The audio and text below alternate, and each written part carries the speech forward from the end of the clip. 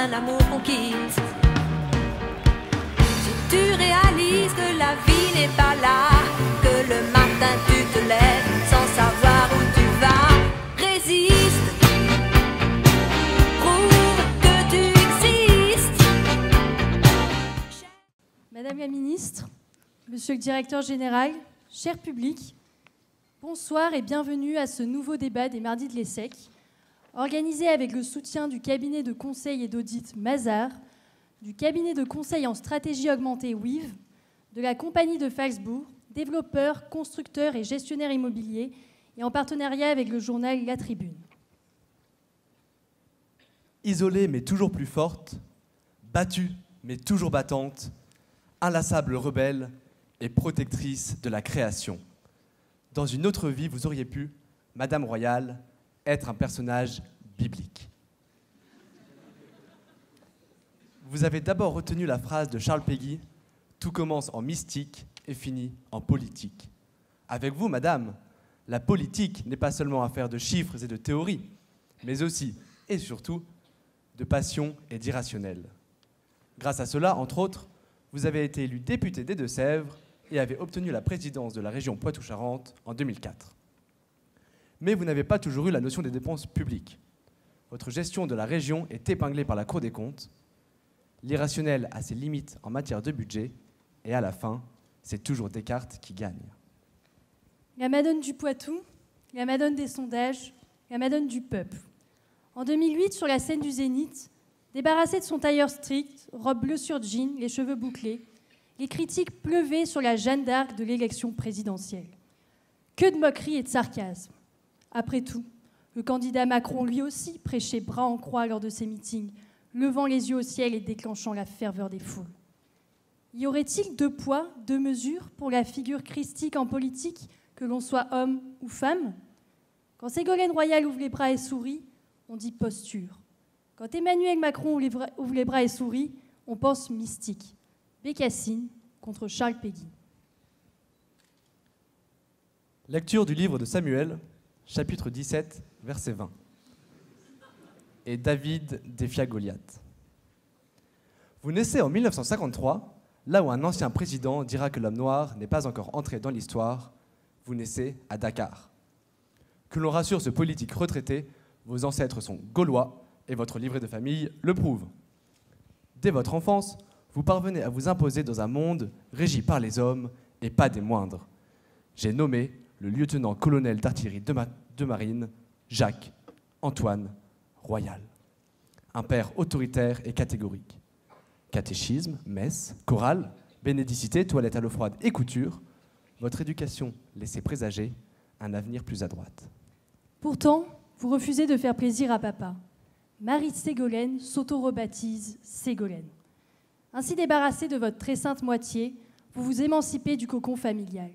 Classe après classe, d'examen en concours, de licence d'économie à Sciences Po, vous culminez dans les bras de Voltaire au sein de la plus célèbre des promotions de l'ENA. Mais être une femme libérée, vous savez, c'est pas si facile.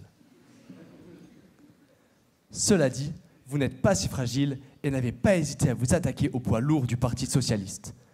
Les éléphants DSK et Fabius étaient coriaces, tenaces, à la peau dure et aux défenses acérées. David contre deux Goliaths, en somme. Qu'importe. Rayonnant plus que jamais auprès des électeurs, vous devenez la première femme à passer le second tour des présidentielles. Malgré la ferveur messianique que vous créez autour de vous, le retour à la réalité est dur. En plus d'être rancunier, l'éléphant a la mémoire longue, surtout lorsqu'il est socialiste. En gagnant la primaire de la gauche, c'est tout le troupeau de la rue de Solferino que vous avez blessé et on ne vous le pardonne pas. # balance ton pachyderme. Lecture de l'Évangile selon saint Matthieu, chapitre 5, verset 10. Si quelqu'un te frappe sur la joue droite, tends-lui aussi la gauche. Contre vents et marées, vous n'abandonnez jamais le navire et vous relevez toujours. Grâce à votre belle idée du courage, vous pansez vos plaies et repartez en pardonnant à vos adversaires sans rien oublier. À ce point-là, ce n'est plus de la bravitude, c'est de la témérité. Ségolène brisée, Ségolène outragée, Ségolène martyrisée, mais Ségolène qui repart au combat. Battue en 2007, éjectée en 2008, balayé en 2011, coulé en 2012. Sarkozy dirige le pays, Aubry dirige le PS, Hollande dirige les primaires et Valérie Trierweiler dirige Olivier Fahlorny par Twitter. Coup de hashtag dans le dos. À défaut, vous dirigez ce qu'il vous reste, le Poitou. Pour le plus grand bonheur de certains, Devrais-je dire certaines? on refuse en 2012 de vous donner un portefeuille ministériel. Tous les cris, les SOS, partent dans les airs. Dans les médias laissent une trace dont les écumes font la beauté. Pris dans leur plafond de verre, les messages luttent, mais Trierweiler les ramène en pierre d'étoile sur les rochers.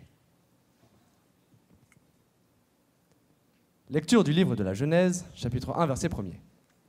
Au commencement, Dieu créa le ciel et la terre.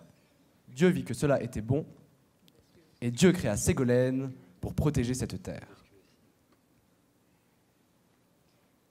Mais vos appels finissent enfin par être entendus, et François Hollande vous charge de la protection de la terre. Un véritable retour aux sources, puisque vous occupiez déjà cette fonction sous le gouvernement Bérégovoy. Comme si c'était une vocation, un appel presque religieux à défendre la création.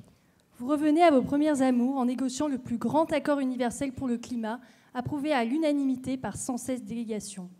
Cette victoire est d'autant plus belle qu'on vous voit main dans la main avec votre ancien adversaire, M. Fabius.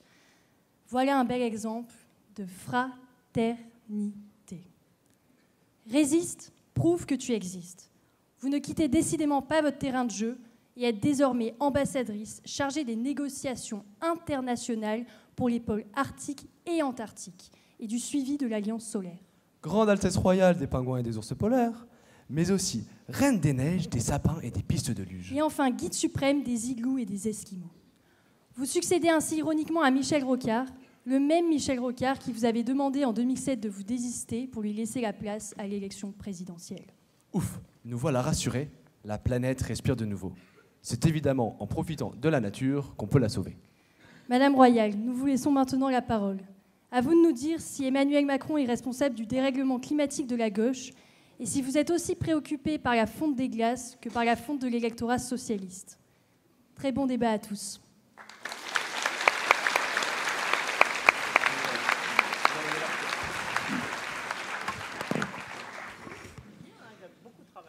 Bonsoir Ségolène Royal. Bonsoir.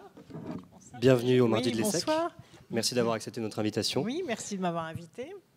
Comme le veut la tradition, vous disposez à l'issue de la présentation de vous qui a été faite par Laura et Léopold, vous disposez d'un bref droit de réponse si vous voulez ajouter, corriger des choses.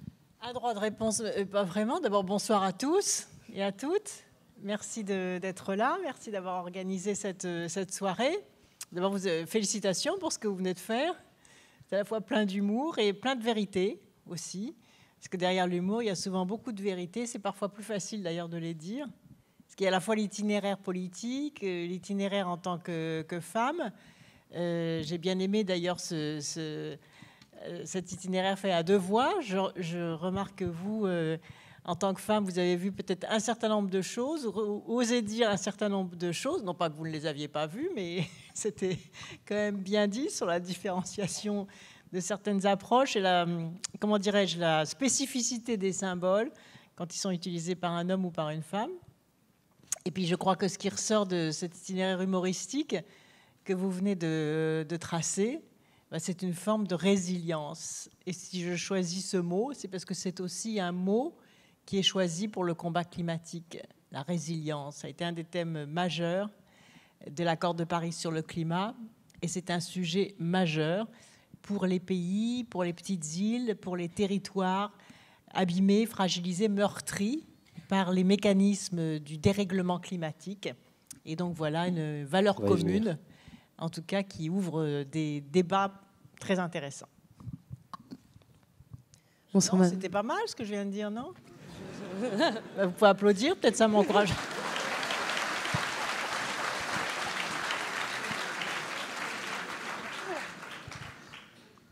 Bonsoir Madame Royal. Nous allons commencer par aborder un thème qui vous est cher, un thème pour lequel vous militez depuis longtemps, qui est l'écologie et le combat climatique. Vous avez sorti en 2017 Manifeste pour une justice climatique.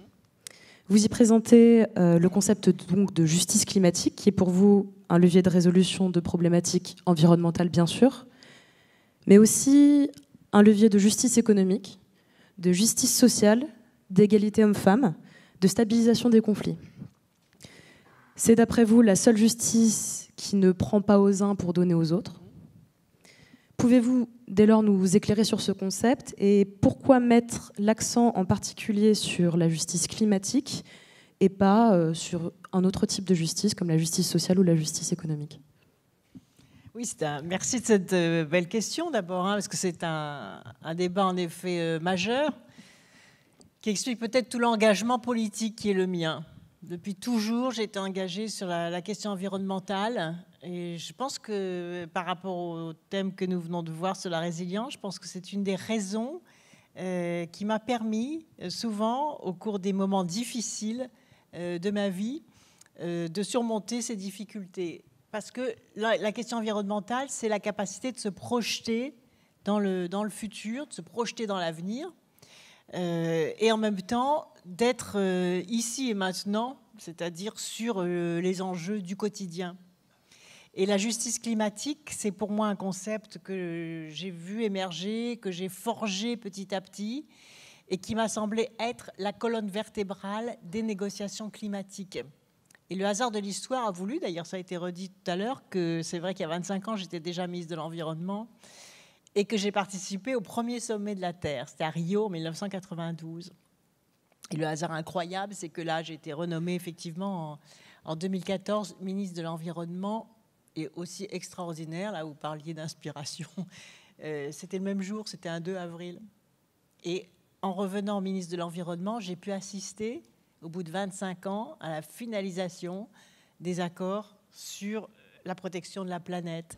C'est-à-dire de voir enfin l'humanité avoir rendez-vous avec elle-même et enfin voir les pays de la planète prendre leurs responsabilités, au-delà de leurs divergences, au-delà de leur niveau de développement économique différent, même parfois au-delà des conflits et des guerres qu'ils pouvaient avoir les uns contre les autres, prendre leurs responsabilités par rapport au réchauffement climatique, c'est-à-dire très simplement reconnaître qu'enfin, ce sont les activités humaines qui ont un impact sur le climat et que tous les pays étaient concernés et devaient engager des stratégies bas carbone.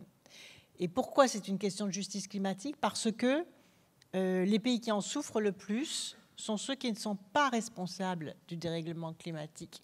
Pour ça, je consacre dans mon livre un grand chapitre sur l'Afrique, parce que l'Afrique est victime du dérèglement climatique, du réchauffement climatique. C'est là où l'on voit les sécheresses terribles s'abattre, c'est là où l'on voit la déforestation, c'est là où on voit les migrations de la misère, les migrations climatiques, c'est là où on voit la disparition de l'eau, le dessèchement des sols, les catastrophes aussi climatiques, les tempêtes, la hausse du niveau de la mer qui fait que les villes, par exemple, de l'Afrique de l'Ouest tombent dans la mer, etc.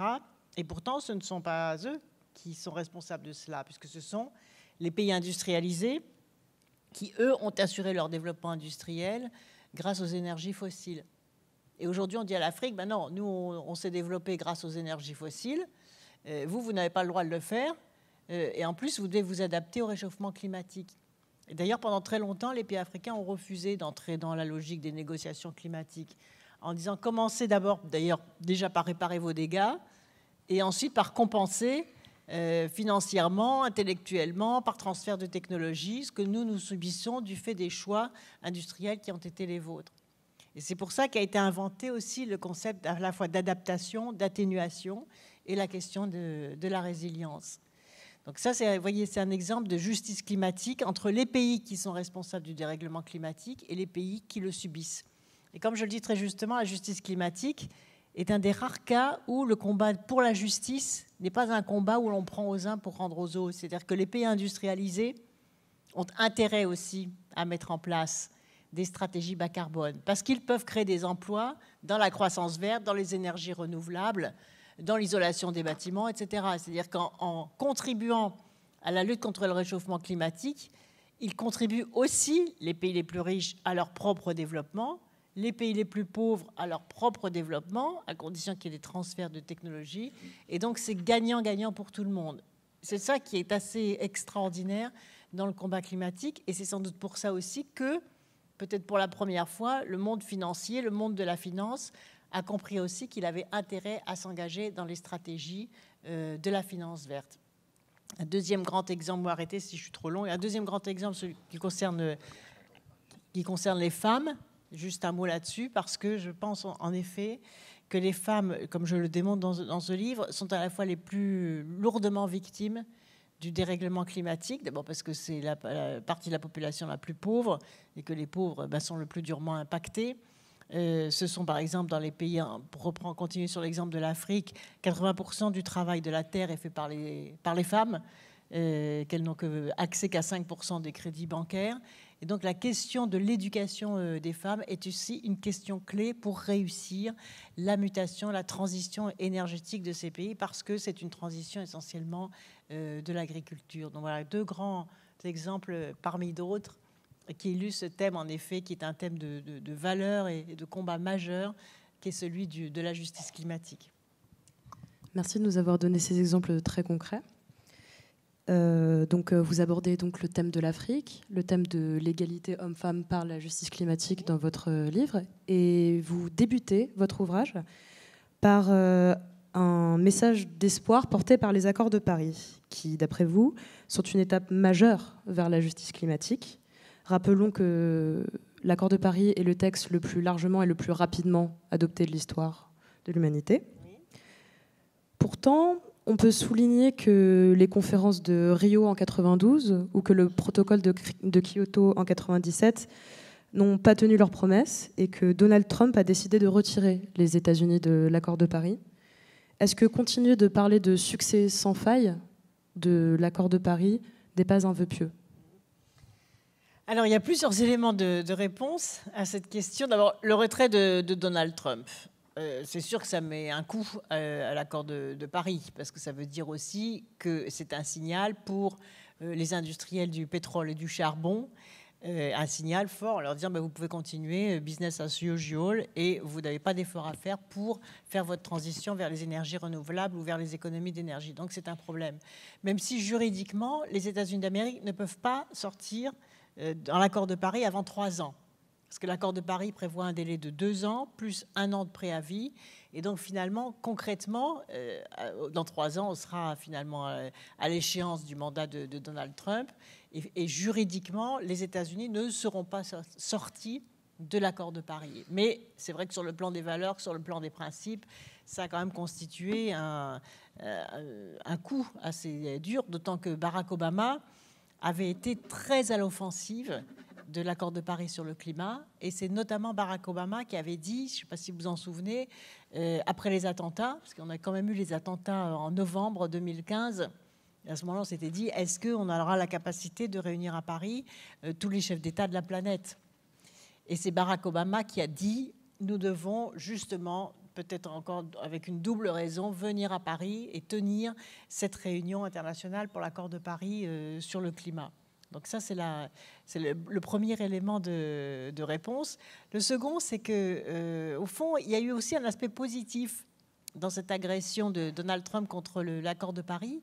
C'est qu'aux États-Unis, ça a permis des réactions très vives. Des réactions des États, comme l'État de Californie avec Jerry Brown, qui a dit « mais nous, même si l'État central recule, nous continuons à avancer et nous allons faire la transition énergétique sur nos territoires ».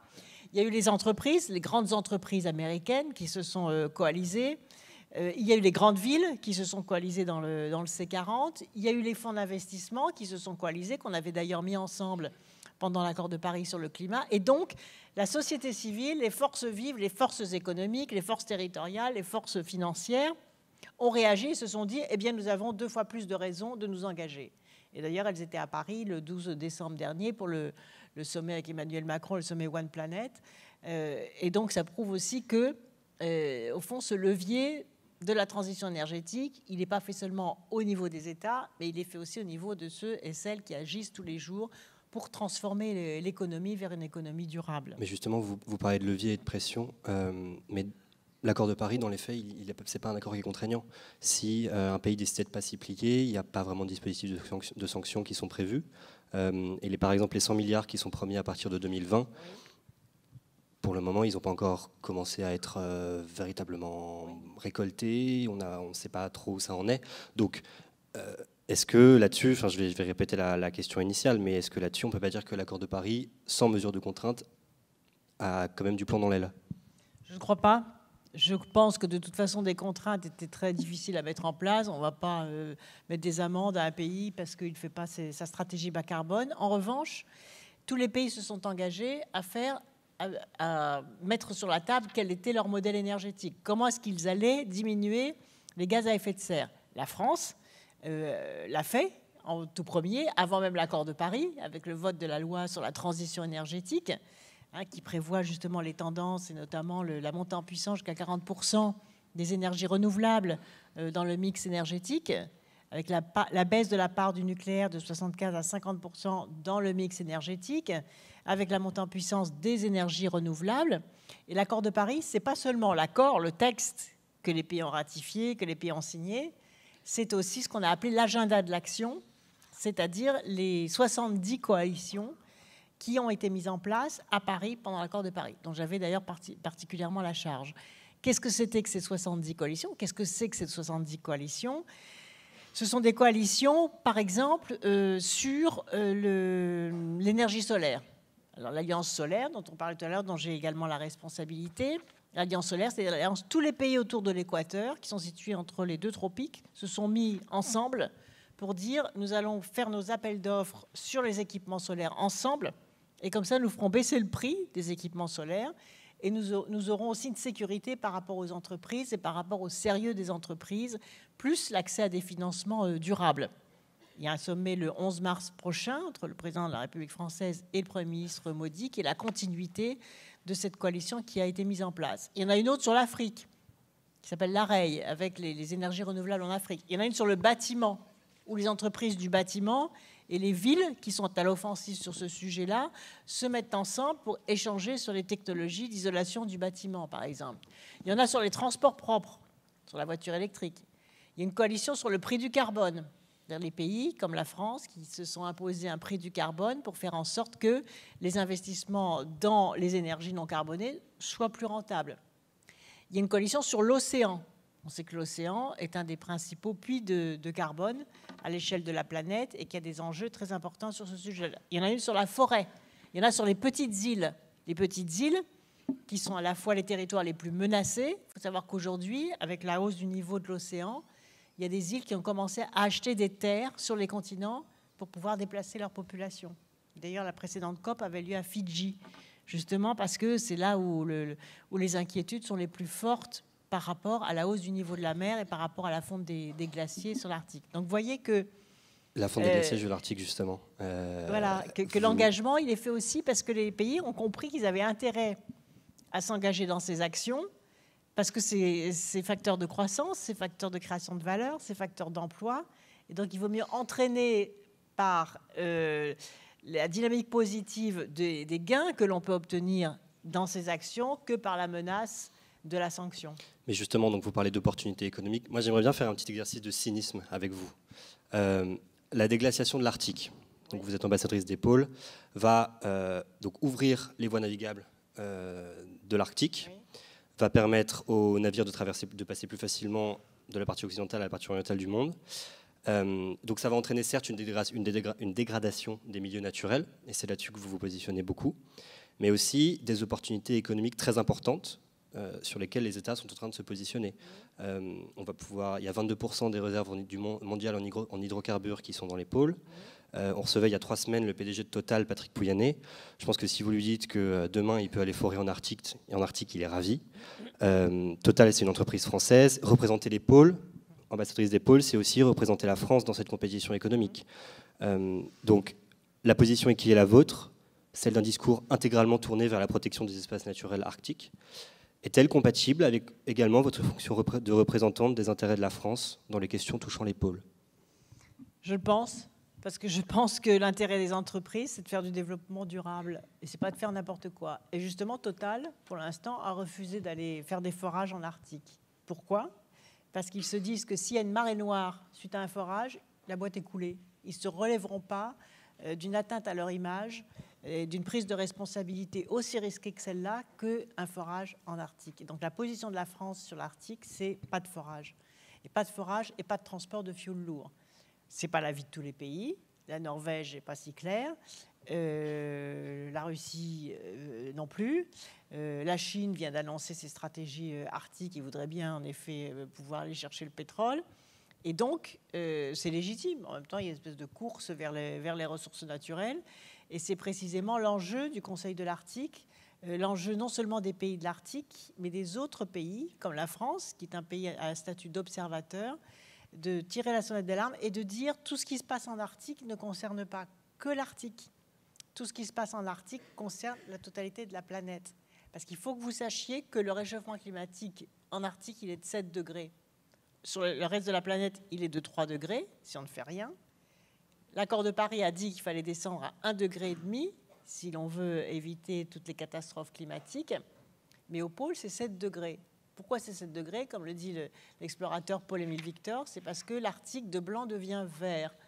C'est-à-dire que la glace fond, et donc le rayonnement du soleil, au lieu de repartir vers l'atmosphère, reste dans la Terre et provoque un réchauffement climatique 2 fois plus important que sur le reste de la planète. D'où la fonte des glaces qui, à la fois, effectivement, ouvre des opportunités de développement, mais il faut que ces opportunités de développement soient saisies par les pays en question, qui ont légitimement le droit d'accès. Je suis allée au Groenland, je reviens là du nord de la Norvège, de Tromsø, où j'ai vu d'ailleurs le soleil pour la première fois depuis 2 mois. Et le 21 janvier, le soleil réapparaît. Quand on se plaint du mauvais temps à Paris, je dis cela parce que depuis 2 mois, il n'y avait pas le soleil. Donc on a escaladé une montagne pour voir le soleil au ras de l'horizon. Puis ensuite, il disparaît quelques heures après, puis un petit peu plus là tous les jours, jusqu'à ce qu'il fasse jour toute la journée.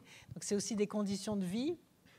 Il y a aussi des civilisations, des peuples autochtones qui sont extraordinaires, hein, que ce soit les Samis, les Inuits, parce que au fond, on apprend énormément de ces peuples qui vivent dans le grand froid, non pas qui survivent, mais qui vivent dans le grand froid, parce qu'ils ont développé des capacités, des savoir-faire, des connaissances, des cultures extraordinaires.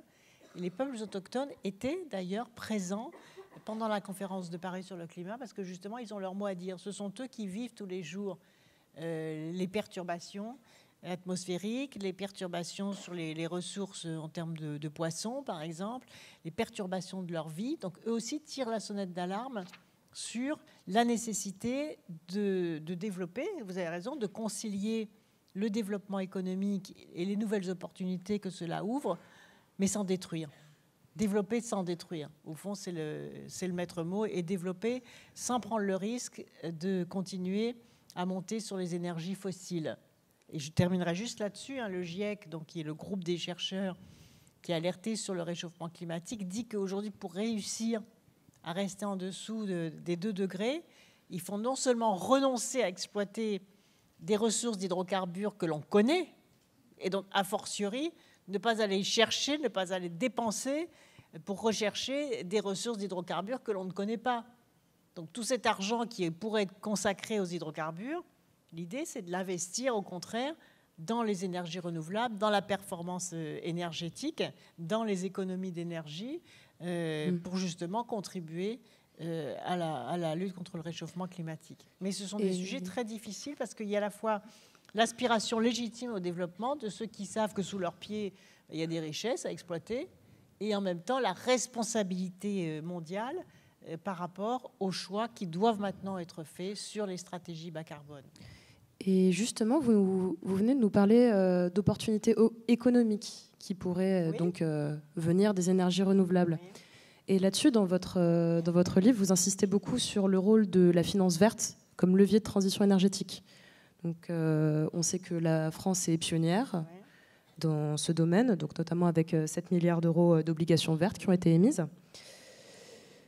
Cependant, les mécanismes actuels de la finance verte peuvent être critiqués, notamment avec l'attribution d'une certification verte, des critères qui seraient un peu trop laxistes pour certains.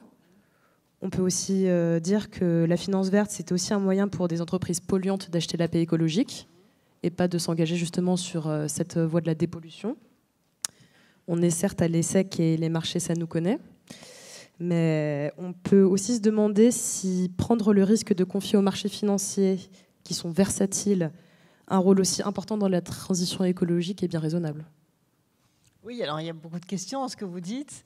Et c'est vrai que ça met bien le doigt sur au fond, qu'est-ce que c'est que la finance, qu'est-ce que c'est que la finance verte, et est-ce qu'on peut faire confiance, est-ce qu'on peut dire, tiens, finalement, pour la première fois dans son histoire, et si la finance devenait vertueuse, entre guillemets. Alors, il faut la surveiller, cette finance, même quand elle est verte. Donc, on a fait 3 choses.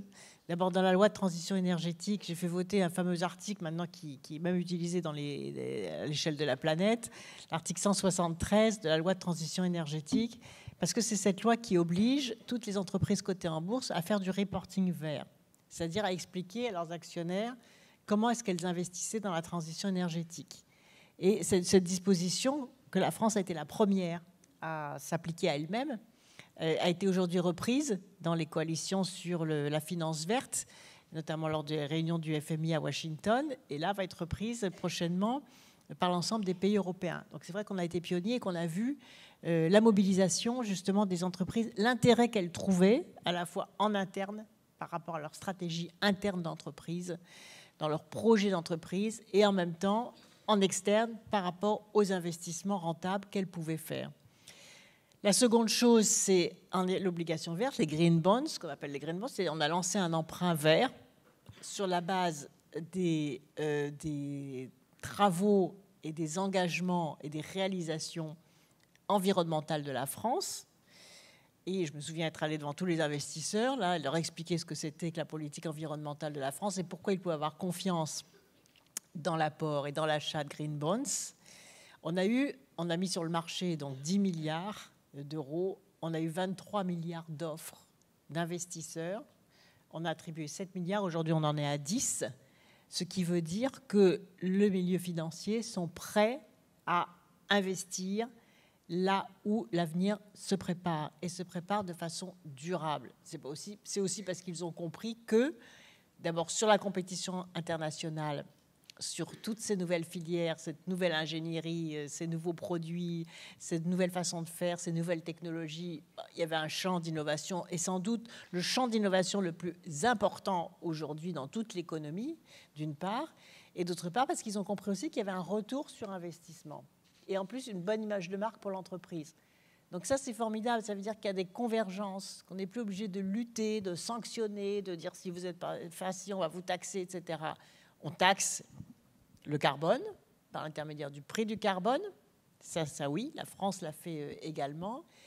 Mais en même temps, on encourage, avec les labels verts qui ont été créés, que j'ai eu l'occasion de remettre d'ailleurs aux premières entreprises qui ont gagné ces labels verts, et avec la mise sur le marché donc, de cet emprunt vert qui est aujourd'hui imité dans d'autres pays. Donc ça, c'est quelque chose de très important parce que le leadership français qui a réussi la COP21, qui a réussi cet accord, qui a réussi la ratification de l'accord, qui a réussi la mise en place des coalitions d'action que je vous disais tout à l'heure et qui ont continué à en assumer le leadership, a réussi aussi à être à l'avant-garde de la finance verte et donc de continuer aussi à espérer que la place de Paris sera la place de la finance verte. Mais la finance verte, elle est quand même souvent critiquée comme un abandon finalement des questions environnementales de la part du secteur public au moins du secteur privé. Un peu un aveu d'échec de la part du secteur public et notamment des législateurs en disant on est incapable de faire des réformes qui soient justement contraignantes. On parlait de la contrainte dans l'accord de Paris parce que ce serait trop impopulaire. Donc du coup, on confie un petit peu tout ça au secteur privé. Donc est-ce qu'il n'y a pas un manque de courage politique de la part des États à mettre en avant la finance verte justement ? Je crois que la finance verte est rentable parce qu'il y a de la réglementation au contraire. C'est parce qu'il y a eu la loi de transition énergétique que la finance a eu confiance. Parce qu'ils se sont dit, il y a maintenant des normes et on ne reviendra pas en arrière. La finance, elle a besoin de sécurité et de stabilité. Je pense de se dire, il y a des règles, il y a un État fort qui sait où il va, qui sait ce qu'il fait et qui ne reviendra pas en arrière, malgré les lobbies, malgré les pressions, malgré tout ça. Le plus difficile, je peux vous le dire, ça a été dans le domaine du bâtiment. Dans le domaine du bâtiment, il y a eu un conservatisme, un ringardisme invraisemblable. C'est-à-dire des pressions, alors qu'on sait que c'est là qu'il y a les économies d'énergie les plus importantes, que c'est là qu'il y a les marchés les plus importants, que certains pays sont en train d'aller de l'avant à toute vitesse sur les nouvelles technologies de l'isolation, des bâtiments, des énergies renouvelables, des bâtiments à énergie positive. Et en France, on a eu une résistance invraisemblable des secteurs du bâtiment pour que rien ne se passe. On l'a quand même fait. On a quand même dans la loi de transition énergétique imposé des normes, mais c'est sûr qu'il faut tenir bon. Parce que même aujourd'hui, j'entends dire qu'ils vont réussir à obtenir qu'on recule sur ce qu'on a appelé les travaux embarqués. C'est-à-dire qu'aujourd'hui, quand un immeuble se ravale, il est obligé en même temps d'isoler, de faire des travaux d'isolation. Aujourd'hui, normalement, dans les bâtiments collectifs, on est obligé d'installer des compteurs individuels pour que les gens ne payent que ce qu'ils consomment comme chauffage et pas les factures collectives de l'immeuble où les gens n'ont même pas conscience ou ne bénéficient pas de leurs économies d'énergie. Quand vous installez dans un immeuble les robinets d'individualisation des frais de chauffage, du jour au lendemain, vous avez 70% d'économies d'énergie. Parce que les gens font attention. Ils vont dans leur compteur, ils font attention. Et donc, toutes ces décisions-là qui ont transformé le bâtiment, qui doivent transformer le bâtiment, effectivement, il y a eu beaucoup de résistance, parce que dans ces domaines-là, il y a des lobbies aussi. C'est comme quand on change les matériaux d'isolation, avec les nouveaux matériaux d'isolation à base végétale, qui sont beaucoup moins nocifs et qui sont beaucoup plus performants. Vous avez beaucoup de résistance, parce qu'il y a tous les stocks. Et les entreprises veulent écouler leurs vieux stocks. Les stocks de matériaux anciens qui ne sont pas du tout écologiques et qui ne sont pas du tout aux normes par rapport à ce que l'on sait faire aujourd'hui dans la construction du bâtiment. Donc je crois que ça, là, c'est un... Après, il y a la résistance aussi du secteur automobile, la résistance pour la montée en puissance des véhicules électriques. Alors, dans d'autres villes, ça va beaucoup plus vite qu'en France, par exemple. Donc on est à la fois leader sur un certain nombre de sujets, mais en même temps, on a aussi le poids d'un certain nombre de lobbies. Mais ce qui est très important, c'est qu'il n'y ait pas de recul. Et que cette loi de transition énergétique, elle ne soit qu'une étape pour encore aller plus loin et jamais pour reculer. Et je crois que là, les choses sont acquises, parce qu'avec Nicolas Hulot, on sait qu'on a quelqu'un qui va de l'avant et qui ne va pas reculer sur ces sujets. Et justement, concernant ces lobbies, donc, pendant votre temps au ministère de l'écologie, vous êtes beaucoup mobilisé contre Monsanto et le lobbying qui pouvait être fait au niveau de la Commission européenne. D'ailleurs, vous parliez d'écoulement des stocks tout à l'heure, des stocks qui allaient être... on voit bien actuellement qu'il y a une tentative d'écoulement du Roundup dans les grandes surfaces. Il y a quelques semaines, il y a eu une réautorisation d'usage du glyphosate qui a été signée au niveau européen. Vous avez qualifié d'inacceptable également la définition des perturbateurs endocriniens proposés par la Commission européenne, rejetée par le Parlement certes, mais le dossier reste ouvert et n'avance pas trop. Et concernant donc ce pas qui a été franchi et donc pas de retour en arrière, on a vu récemment qu'Emmanuel Macron était favorable à l'utilisation du glyphosate dans certains cas bien spécifiques. Donc, alors déjà, est-ce que vous pensez qu'on parle ici d'une concession pragmatique faute de méthodes alternatives dans des cas bien particuliers, ou est-ce un assouplissement qui est le premier pas vers un détricotage de cette interdiction ? Et est-ce que vous pensez vraiment que face aux grands lobbyistes, on peut gagner la lutte environnementale ? Alors c'est un sujet considérable, hein, celui que vous abordez. C'est la question de l'usage des pesticides. Moi, je crois que beaucoup de cancers sont dus aux pesticides. Aujourd'hui, il y a une femme sur 8 qui a le cancer du sein. Donc, on peut continuer à fermer les yeux sur les questions environnementales liées à l'alimentation. Mais moi, je crois que, et ça fait très longtemps qu'on le sait. Donc, c'est dire le poids des lobbies aussi sur tous ces sujets-là. On voit aussi que j'ai souvent dit ça, et c'est surtout ce qui m'a motivé pour interdire le glyphosate et pour tenir bon au niveau européen sur l'interdiction du glyphosate et des néonicotinoïdes, c'est que on voit que dans les régions viticoles de France, là où il y a l'utilisation des pesticides les plus importants, on voit la fréquence d'abord de l'abaissement de l'âge à la puberté des petites filles qui ont aujourd'hui la puberté à l'âge de 8 ans parfois, et puis la fréquence des cancers des testicules chez les agriculteurs, chez les viticulteurs, et ça aussi pendant très longtemps ça a été tu. Donc il faut lever la loi du silence sur tous ces sujets et bien se rendre compte que là comme ailleurs, dans les questions environnementales, on ne progresse que s'il y a de la démocratie. que s'il y a de la transparence, que s'il y a l'accès à la connaissance. Et donc, on sait aujourd'hui, effectivement, avec Monsanto, avec tous ces chimistes, que si on leur dit maintenant c'est fini, vous allez faire autrement, ils vont trouver des produits de substitution qui seront beaucoup moins nocifs. Et moi, j'ai toujours fait ce pari de l'intelligence industrielle en disant, à un moment, si on n'est pas extrêmement rigoureux, les industriels, ils n'ont pas intérêt à prendre le tournant des choses. Et à un moment, si on leur dit maintenant c'est terminé, eh bien c'est terminé. Et ils vont chercher autre chose. Et ils vont trouver beaucoup plus vite qu'on le pense. Et moi, j'ai expérimenté ça sur les sacs plastiques. C'est peut-être que j'ai interdit les sacs plastiques à usage unique, qui sont un fléau de pollution dans l'eau, dans les océans. Il y a un 7e continent de sacs de plastique agglutinés sous la mer. 80% des oiseaux marins ont des déchets plastiques dans l'estomac, mais c'est nous. Vous savez, on fait partie de la chaîne du vivant. On dit, ben non, c'est les oiseaux, c'est les poissons. Mais non, quand vous mangez un poisson, maintenant, vous mangez des déchets plastiques. Parce que l'homme fait partie de la chaîne du vivant. Il n'y a pas les animaux, les plantes d'un côté, les humains de l'autre. Non. Pendant très longtemps, on a cru qu'en détruisant la nature, qu'en étant les prédateurs de la nature, on allait s'enrichir et on allait améliorer notre santé. Mais non. Il y en a quelques-uns qui s'enrichissent, mais au dépens du plus grand nombre. Ça, oui. Donc aujourd'hui, on a compris, et la loi de biodiversité que j'avais fait voter aussi, et cet enjeu majeur, qu'on fait partie de cette chaîne du vivant, et que chaque fois qu'on détruit quelque chose dans la chaîne du vivant, au bout du compte, on se détruit soi-même. Une fois que ça s'est posé, on a compris qu'il fallait prendre des décisions courageuses. Et quand j'ai interdit les sacs plastiques, mais qu'est-ce que j'ai pas entendu? Mais j'étais menacée, parce qu'effectivement, il y avait des importateurs de sacs plastiques. Il y avait quelques fabricants qui ajustaient les sacs plastiques.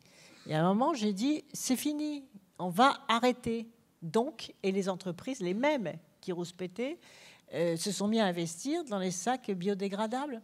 Et les mêmes jardineries qui m'ont dit que j'allais les ruiner parce que j'interdisais la vente du Roundup et du glyphosate, je les ai revus 6 mois après, mais elles gagnaient plus d'argent avec leurs produits bio. Alors je dis, vous faites attention quand même au prix, on n'est pas là non plus pour racketter les gens. Donc, vous voyez, et c'est ça la puissance publique.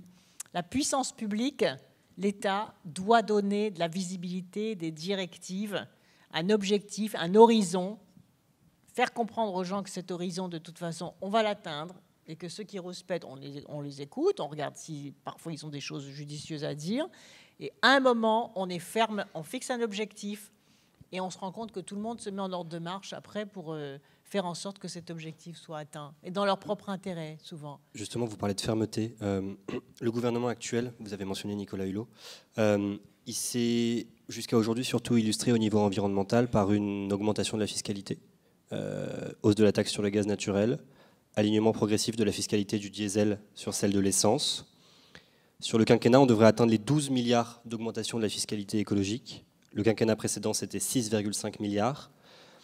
Donc taxation, interdiction, c'est souvent une vision qui est qualifiée de punitive de l'écologie. Vous la défendez aussi, cette écologie punitive? Vous savez bien que non, parce que c'est moi qui ai inventé même cette expression en disant que je ne voulais pas d'écologie punitive. Les écologistes à l'époque, d'ailleurs, avaient été très mécontents. Pas d'écologie punitive, mais en attendant, on interdit les sacs plastiques et on taxe les gens. Oui, mais ça, c'est pas de l'écologie punitive, ça. Ça, c'est de la protection de la santé publique, de la protection de l'environnement. Mais en même temps, on encourage. On encourage parce qu'on fait le crédit d'impôt pour les gens qui font des travaux d'économie d'énergie. On encourage parce qu'il y avait la prime de 10 000 euros pour acheter une voiture électrique. On encourage parce qu'on fait des TVA à taux réduit sur les produits écologiques. On encourage parce qu'on aide les territoires à énergie positive. C'est 150 millions d'euros qui ont été distribués aux territoires pour faire justement toute cette mutation énergétique. Donc il faut en effet réglementer d'un côté, vous avez raison, et que l'écologie ne se transforme pas systématiquement en impôt. Mais d'ailleurs, ce n'est pas le cas, parce que je ne sais pas où vous avez trouvé les chiffres. Quel est l'alignement du diesel, la fiscalité du diesel? Ce n'est pas une question de fiscalité, c'est une question de justice. Je ne vois pas pourquoi le diesel, c'est-à-dire le carburant le plus polluant, serait moins taxé que l'essence. Ça, ce n'est pas logique. Donc là, il y a un réalignement qui a d'ailleurs été annoncé depuis longtemps. Mais ce qui est très important, c'est que les recettes tirées d'une fiscalité verte soit réinvestie dans la fiscalité verte. Je crois que c'est ça qu'il faut viser. Alors c'est merveilleux parce que ça nous fait une transition vers la deuxième partie de notre entretien. On va toujours parler d'écologie, mais on va le faire plus justement au prisme de, vous avez mentionné pas mal de mesures, au prisme de la réalité de l'exercice du pouvoir. Et là, on va parler de Nicolas Hulot. Vous avez parlé des territoires à énergie positive. Vous avez eu une passe d'armes avec lui concernant le financement de ces territoires à énergie positive. L'action de Nicolas Hulot, jusqu'à aujourd'hui, elle est allée concrètement à l'encontre de ce que vous aviez prôné, de ce que vous prenez, et a même détricoté certaines de vos mesures. Donc, il y a eu un revirement sur la part du nucléaire dans le mix énergétique français. Vous aviez imposé la date de 2025, ça a été repoussé à 2030, si ce n'est à 2035, et au train où ça va continuer à être repoussé. Il y a eu un recul du gouvernement également sur la question de la fiscalité verte. Pourtant, vous continuez à travailler pour ce gouvernement, vous agissez en son nom, et en même temps, vous avez un discours sur le climat qui va à l'encontre même des mesures qui sont prises en matière environnementale par le gouvernement. Est-ce que vous avez réellement votre place dans cette administration ? D'abord, je ne suis pas au gouvernement, donc j'ai une liberté de parole.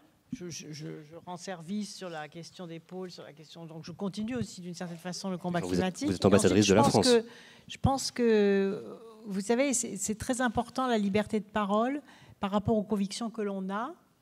Et peut-être que vous avez un petit peu caricaturé les choses, parce que heureusement que Nicolas Hulot ne défait pas tout ce qui a été fait. D'abord, au contraire, il s'appuie sur la loi de transition énergétique, il y fait régulièrement référence. Sur les territoires à énergie positive, je pense que c'est plus le ministère des Finances que lui, qui avait vite profité de mon départ pour un peu prendre en otage ce ministère et peut-être donner des informations qui n'étaient pas tout à fait exactes. Donc là aussi, les choses ont été rétablies et c'est une très bonne chose parce que je crois que c'est dans chaque ville, dans chaque village, dans chaque communauté de communes, s'il se passe des choses, ben c'est là que les gens s'approprient la transition énergétique et il ne faut oublier aucun territoire de la République pour avoir accès justement aux travaux d'économie d'énergie, notamment sur les bâtiments publics. Il faut faire des économies d'énergie, ça donne du pouvoir d'achat aux gens aussi. Donc au contraire, je pense qu'il y a une grande continuité. Il y a la continuité il y a la réunion du sommet là, du 12 décembre. Sans le travail fait sur les ratifications, sur la signature, sur l'accord de Paris, il n'y aurait pas pu avoir ce sommet du 12 décembre, où d'ailleurs les gens présents étaient exactement les mêmes que ceux de l'accord de Paris. Donc c'est une continuité au contraire qu'il faut absolument souligner.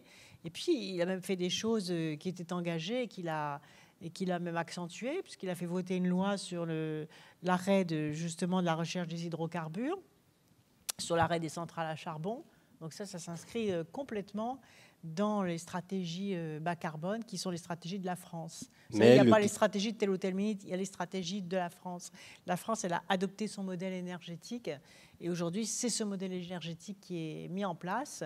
Et Nicolas Hulot apporte aussi sa propre vision des choses, ses propres priorités, et en particulier cette loi qu'il a fait voter. En l'occurrence, sur le modèle énergétique, il apporte sa vision que le nucléaire en 2025, c'est pas possible.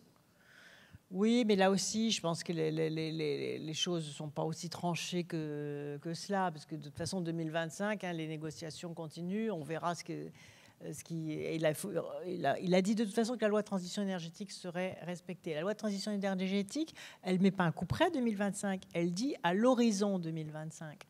Donc il y a parfaitement la place aussi pour assouplir les choses si la montée en puissance des énergies renouvelables, vous voyez, elle n'allait pas aussi vite qu'il le faudrait et où il faudrait aménager une phase transitoire. Donc c'est pas contradictoire. On a également vu que Nicolas Hulot avait signé la réautorisation d'exploitation des hydrocarbures au large de la Guyane, ce à quoi vous vous étiez opposé pendant votre passage. Absolument, je m'étais opposé. Donc, est-ce que dès lors on peut dire que ça, justement, ça ne va pas à l'encontre de ce que vous faisiez avant et on peut se demander ça, si ça, il n'y a pas de même le glyphosate, je n'avais pas du tout donné mon accord même pour 3 ans. Mais ça, c'est la liberté de chaque ministre de voir les choses, d'évaluer la situation. Oui, là-dessus, oui, il y a des différences. Ça, je n'aurais pas donné la réautorisation de chercher du pétrole. Donc, tout à l'heure, vous parliez de liberté de parole. Donc, comme vous êtes ambassadrice, mais vous avez toujours votre liberté de parole. Et justement, vous disiez tout à l'heure que la justice climatique, c'est pas forcément seulement une fin en soi pour vous, c'est aussi un moyen d'atteindre d'autres justices, comme la justice sociale et la justice économique. Dans son budget de 2018, le gouvernement d'Emmanuel Macron a mis en place plusieurs nouvelles mesures, notamment la réforme de l'ISF et la mise en place d'une taxe forfaitaire unique sur les revenus du capital. Pensez-vous que ces mesures, qui sont souvent considérées comme un cadeau fiscal sans contrepartie, auront réellement des effets positifs sur l'économie française et pour les ménages français des classes moyennes et populaires, comme le président de la République l'affirme. En tout cas, elles sont faites pour ça. Donc, est-ce que vous pensez que ça va fonctionner ? La croissance repart, là, elle est à 2%. Vous avez vu qu'elle va pratiquement être à 2% au cours de cette année. Donc, voilà, il y a peut-être des conséquences positives qui sont dues à ces actions qu'on va voir. C'est un peu court, là, comme délai pour voir l'impact de ces décisions, mais elles sont faites, oui, pour relancer la croissance. Elles ne sont pas faites pour freiner la croissance. Et ça va fonctionner d'après vous ? Comment ? Ça va fonctionner d'après vous ? Eh ben, j'espère, comme tous les Français, que ça va fonctionner, oui. Je ne suis pas sûr que tous les Français l'espèrent. Mais tous les Français espèrent que ça aille mieux pour eux, quand même. Oui. Si on va un peu plus loin sur votre poste d'ambassadrice... La route solaire, regardez, qu'on voit là. Oui. Très belle route solaire. Extraordinaire, je suis contente. Mais d'ailleurs, cette route solaire, elle a été construite... La première route solaire du monde. Alors, vous voyez, c'est des panneaux solaires. Mais elle a été construite en Normandie, dans l'Orne. Alors, pourquoi construire une route solaire en Normandie ? Comment ? Une route solaire en Normandie. Exactement. Mais il n'y a pas de soleil en Normandie. Parce que je vais vous apprendre quelque chose. C'est le rayonnement solaire qui fait la production d'énergie. C'est pas forcément de voir le soleil, c'est le rayonnement solaire. Et même avec ce temps-là, vous voyez, la route solaire produit. Et pourquoi c'est extraordinaire cette réalisation ? D'abord parce qu'il y a une petite entreprise qui était dans l'Orne qui fabriquait des petits panneaux solaires qui allait déposer le bilan. Je dis, c'est quand même vraisemblable. On est en train de faire la transition énergétique. Et c'est une entreprise qui dépose le bilan, qui fabriquait avant des disques vinyles. Et puis elle s'était reconvertie. Je trouvais ça assez courageux. Elle s'était reconvertie du disque vinyle vers les panneaux solaires. Et il y avait donc ce projet d'une entreprise française de faire cette route solaire. Donc j'ai dit, on va faire la route solaire dans le département, à côté de l'usine. Elle devait être faite à Marseille, justement. Je dis non, on va la faire à côté de l'usine. Comme ça, les ouvriers de l'usine, ils vont pouvoir venir voir comment ça marche, comment les panneaux sont posés, réparer les panneaux si ça ne marche pas, etc. Et c'est comme ça que ce premier tronçon de route solaire, qui en plus résout un autre problème, il y a un gros problème sur le solaire, c'est qu'il faut trouver des espaces pour poser les panneaux. Donc dans les villes, il n'y a pas beaucoup d'espace, il y a les toitures. Dans les pays qui sont ruraux, souvent on dit, non, il y a des panneaux solaires, il y a une compétition entre la terre pour continuer à produire de l'agriculture, de l'élevage, et puis la terre qui va être mangée par les panneaux solaires. Donc utiliser les espaces qui ont déjà un autre usage pour être en plus des centrales de production d'énergie, je trouve que c'est une idée absolument extraordinaire et qui peut permettre dans des pays pauvres, là où il y a besoin de routes, de faire à la fois des routes et en même temps une centrale de production d'énergie solaire. Alors je voudrais vous poser une question sur votre poste d'ambassadrice des pôles. Oui. Ça a été rappelé dans la présentation. Il était occupé auparavant par Michel Rocard jusqu'en juillet 2016, donc jusqu'à son décès. Vous avez été nommé en septembre 2017, soit plus d'un an après, ce qui laisse penser que l'importance que l'État accorde à cette fonction n'est pas primordiale. L'État, en tout cas. Vous vous trouvez aujourd'hui dans une situation un peu d'entre-deux. Vous êtes entre le quinquennat Hollande et autre chose. Vous avez dit sur RTL notamment que vous étiez ouverte à des opportunités futures. Donc d'où viendront pour vous, s'il y en a, les opportunités politiques futures ? Je ne sais pas. Non, parce que je veux dire, quand on est engagé dans l'action, comme tout un chacun ici dans cette salle, on regarde ce qui se passe. Oui, on est toujours ouvert aux opportunités, mais là dans l'immédiat, j'ai énormément de travail, parce que comme je vous l'ai dit, je prépare le sommet solaire en Inde, donc c'est beaucoup de travail. Il faut que j'invente une ingénierie, une façon de faire nouvelle pour essayer d'accélérer le processus. Donc c'est comme ça que j'ai décidé de lancer tout de suite des appels à manifestation d'intérêt dans les 121 pays du pourtour de l'Équateur. Alors ils étaient très surpris. Je me suis dit non, on va envoyer des questionnaires, on va pour faire l'inventaire des attentes, des projets, au lieu de faire des discours et des démarches bureaucratiques, etc. Et ça marche. Et les gens se sont engagés. Il y a tout un travail qui est en train de se faire. Et ce que je veux, c'est qu'on lance maintenant rapidement des projets opérationnels. Voilà. Ensuite, il y a les pôles. Donc les pôles, comme vous l'avez vu, c'est un sujet absolument crucial, parce que l'Arctique, il se passe plein de choses. Et donc je siège au conseil de l'Arctique, et je fais entendre la parole de la France. Je rencontre l'ensemble des chercheurs. Je ne sais pas si vous le savez. D'abord, il y a une grande tradition de recherche française extraordinaire en France. Paul-Émile Victor, Charcot, Jean-Louis Etienne, Jean Mallory. C'est-à-dire, on a été les explorateurs français ont été les tout premiers à être aussi nombreux à explorer les pôles. Donc, je dis souvent, la France n'est pas un pays arctique, mais la France est un pays polaire. C'est un pays polaire parce que nous avons 400 chercheurs qui s'occupent des pôles, dans tous les domaines, les glaciologues, les vulcanologues, les ethnologues, la biodiversité, etc. Donc, toutes les semaines, je rencontre un certain nombre de chercheurs qui viennent soit de l'Institut polaire, qui est à Brest, soit du CNRS, soit dans les facultés aussi, comme la fac de Grenoble, au Muséum national d'histoire naturelle. Je vous invite d'ailleurs à voir cette belle exposition, même à me rejoindre à la Villette, parce qu'il y a une magnifique exposition. Je me tourne vers mon équipe, c'est quand? Sur le froid. Hein? Le 2 et le 3 février. Donc j'ouvre cette exposition, venez voir l'exposition sur le froid. C'est-à-dire comment est-ce que les humains vivent dans le froid et qu'est-ce qui se passe dans le contact entre le corps humain et le froid et dans toutes les implications du relationnel entre le froid et l'humain. Donc c'est des sujets absolument extraordinaires, absolument passionnant. Et mon rôle, c'est de maintenir la présence de la France, les coopérations scientifiques, la vision que l'on peut avoir sur le développement durable dans ces territoires. Et donc, c'est tout à fait important. D'accord. Non, mais c'est très chargé, bien sûr.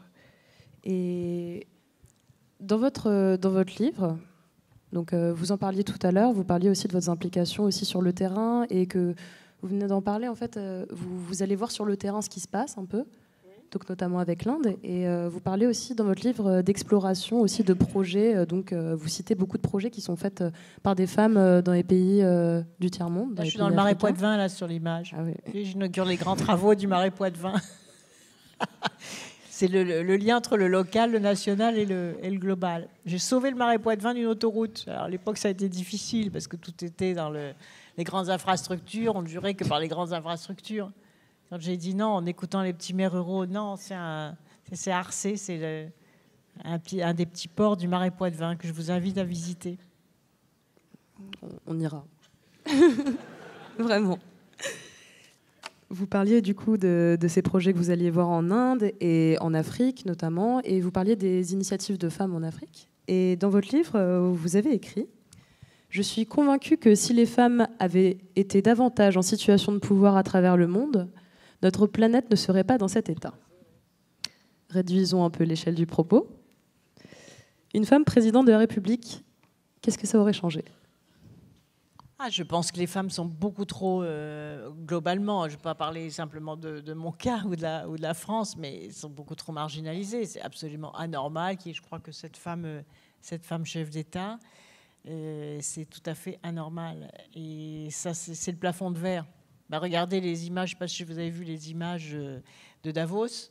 Alors, on a mis à l'entrée de Davos 6 femmes pour cacher vraiment la masse des hommes qui étaient derrière. Donc, il y a un problème d'accès des femmes aux responsabilités. Il y a un problème de ce qu'on appelle l'empowerment, c'est-à-dire la maîtrise par les femmes de leur destin par rapport à l'accès aux responsabilités. Et en effet, je pense que ça changerait beaucoup de choses, notamment à l'égard de... Mais ça se joue à tous les niveaux. Vous voyez, si la femme qui fait les travaux des champs a accès aussi à la propriété des outils, ce qui n'est pas le cas dans beaucoup de pays, il faut qu'elles aillent louer les outils à des hommes. Elles n'ont pas le droit d'avoir la propriété, j'ai vu ça au Kenya, des outils pour travailler la terre. Elles n'ont pas le droit d'accéder au crédit bancaire. Alors que si on leur donne ce pouvoir-là, elles vont pouvoir démultiplier. Il a d'ailleurs été calculé que si les femmes avaient le pouvoir en même temps que le travail qu'elles font, le pouvoir qui correspond à l'accès aux outils de production, mais on pourrait doubler la production alimentaire. Doubler la production alimentaire. Vous voyez, donc ça, et c'est vrai à tous les niveaux. Et sur tous les sujets aujourd'hui de harcèlement et d'abus sexuels, ce n'est pas seulement une question d'abus sexuels, c'est aussi une question, comme ça a été très bien dit, comme l'avait très bien décrit Françoise Héritier-Augier, dont je vous conseille la lecture, c'est une question de rapport de pouvoir, de domination. Et donc, comme toute question d'équilibre, à la fois pour les hommes et pour les femmes, donc pour l'humanité, c'est mieux d'avoir l'équilibre que d'avoir la domination d'un sexe sur un autre. C'est mieux d'avoir l'équilibre. Et partout où l'équilibre se fait, on voit que les choses vont mieux, sont mieux prises en compte, sont mieux prises en considération, sont plus équilibrées, sont plus durables, sont plus humaines. Non pas parce que les femmes sont plus humaines que les hommes, mais parce que la parité, pas forcément la parité stricte arithmétique, l'équilibre, la complémentarité, le respect mutuel, ce sont des choses majeures et structurantes des sociétés qui vont bien. Vous parlez d'équilibre, de respect mutuel. On a vu un certain nombre d'images là, issues de votre campagne de 2007. Alors, ouvrez les guillemets, mais qui va garder les enfants, fermez les guillemets. Ça, c'est Laurent Fabius, suite à l'annonce de votre candidature à la présidentielle de 2007. Ouvrez les guillemets, la présidence de la République n'est pas un concours de beauté, fermez les guillemets. Ça, c'est Jean-Luc Mélenchon, en 2005, avant que vous soyez déclaré aux primaires socialistes. Récemment, Le Monde publiait un article dont le titre vous peut qualifier d'encombrante. Vous vous en êtes ému sur Twitter en considérant cette remarque comme sexiste. Vous êtes une femme, vous faites de la politique. Qu'est-ce que toutes ces remarques vous inspirent et qu'est-ce que les mouvements des derniers mois vous inspirent ? Les mouvements des derniers mois m'inspirent le fait qu'enfin, il y a la libération de la parole. Et qu'il est temps de libérer cette parole. C'est quand j'étais ministre de l'enseignement scolaire, je me suis beaucoup occupée des questions du bizutage. J'ai même voté une loi contre le bizutage. J'ai vu déjà ces atrocités du harcèlement sexuel, parfois des viols au cours des bizutages, et une impunité totale. Et je me suis rendu compte que chaque fois que la parole se libérait ou chaque fois qu'il y avait une sanction, ça s'arrêtait immédiatement. Donc les pseudo-traditions, vous savez, elles s'arrêtent avec la peur du gendarme. La peur du gendarme, elle commence lorsque les victimes peuvent parler. Voilà, c'est carré, c'est simple, c'est clair, c'est net. Et aujourd'hui, il n'y a d'ailleurs pas encore beaucoup de sanctions, parce que même les principaux protagonistes de ces questions aux États-Unis d'Amérique ne sont toujours pas sanctionnés. Le jour où il y aura une bonne sanction et on commencera à comprendre qu'il n'y a plus d'impunité dans ce domaine-là, je crois que ça arrivera. Mais c'est vrai que ça fait partie d'un tout. Et je ne sais pas si vous avez vu aussi, j'ai posté la déclaration de la Première ministre néo-zélandaise. Ça m'a tellement rappelé ce que vous venez de rappeler. C'est-à-dire qu'elle vient, donc elle est enceinte, la Première ministre néo-zélandaise. Allez voir, elle a fait une déclaration, une conférence de presse la semaine dernière. Et les journalistes, au cours de la campagne, puis des émissions politiques, lui disaient, les journalistes hommes, lui disaient, mais non, vous devez quand même nous donner des explications. Comme tout employeur a droit de savoir si une de ses salariés est enceinte et comment elle va concilier sa vie familiale et sa vie professionnelle, vous devez une explication, etc. Et elle les a remis à leur place. Donc, du coup, elle est devenue très populaire dans son pays. Elle leur a dit, mais non, dans aucune entreprise, on intime comme ça l'ordre aux femmes de justifier si elles ont encore leur cerveau parce qu'elles sont enceintes. Et ça m'a rappelé deux choses. Effectivement, cette phrase-là de Laurent Fabius, mais qui va garder les enfants. Et puis l'autre, quand j'ai été ministre, j'ai mis un enfant au monde aussi. Et les mêmes journalistes qui se précipitaient pour me dire « mais on veut une photo, on veut une photo, on veut une photo », sont les mêmes le jour où, ne pensant pas à mal et étant assez heureuse quand même d'assumer à la fois mon rôle ministériel, j'ai ministre de l'Environnement et la naissance de mon 4e enfant. Donc c'est une très jolie photo avec mes enfants qui est parue à la maternité. Et pendant des années, on m'a reproché ça. On disait mais non, c'est de l'exhibition, pourquoi vous avez fait ci, pourquoi vous avez fait ça. Et il y a même des hommes qui m'ont reproché ça alors qu'eux ont posé sur leurs affiches de campagne avec leurs enfants, ce que je n'ai jamais fait. Je n'ai jamais utilisé mes enfants dans une campagne électorale, ni les mis avec moi sur des affiches, ni les trimballer dans les meetings, ni faire monter sur scène dans les meetings, jamais. Mais là, j'étais maire, j'étais ministre, et c'était aussi un acte féministe de dire, voyez, on peut continuer à être ministre et en même temps assumer une vie une fonction de maire, ce que la ministre néo-zélandaise aujourd'hui arrive à faire. Ce qui m'a été reproché pourtant il y a 25 ans. Je vous propose de passer au petit jeu des mardis. Donc le principe est simple. On vous pose une question, on vous propose 3 réponses et vous choisissez la réponse qui vous paraît la plus pertinente. Première question. Vous êtes ambassadrice des pôles. Nous vous donnons ce soir la possibilité de sauver une espèce menacée. Laquelle choisissez-vous parmi les ours blancs, splendeur des neiges ou pelage immaculé, les baleines boréales, lourds et élégants cétacés polaires, ou les socialistes, autant faire de l'humanitaire jusqu'au bout? Très bien. Les ours blancs. Vous ne savez pas les socialistes? Ils sont peut-être socialistes, les ours, on ne sait jamais, on peut faire d'une pierre deux coups. Vous faites de l'idéologie, là. Ah, voilà.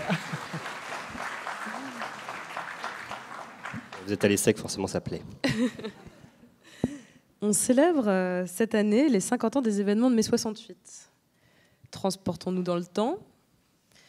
En 1968, où aurait été la jeune Ségolène? Sur les barricades, avec un pavé à la main, bien sûr.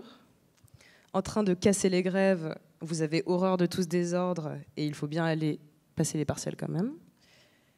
Déjà à la plage, profitant du tumulte parisien pour vous prendre des vacances anticipées.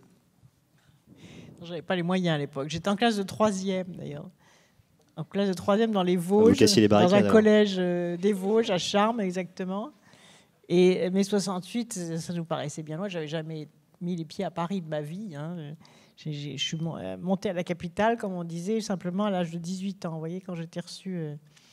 Quand je suis allée voir... Enfin non, même plus tard, quand j'étais reçue à Sciences Po. Donc c'était loin, c'était un milieu rural, mais on regardait comme ça avec beaucoup d'intérêt.